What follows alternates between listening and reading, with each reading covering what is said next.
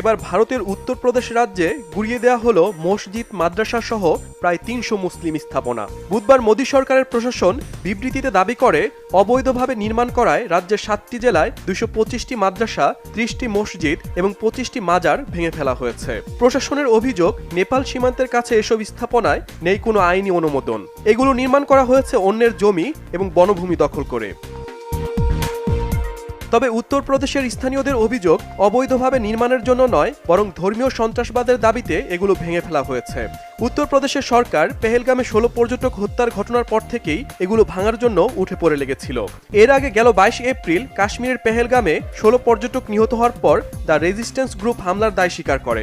এরপরই ভারতের কেন্দ্রীয় সরকার এবং উত্তরপ্রদেশের রাজ্য সরকার দাবি করে আসছে, রাজ্যটিতে বিভিন্ন ধর্মীয় স্থাপনায় ধর্মীয় উগ্রবাদ ও সন্ত্রাসবাদের প্রশিক্ষণ কেন্দ্র হিসেবে ব্যবহার হচ্ছে।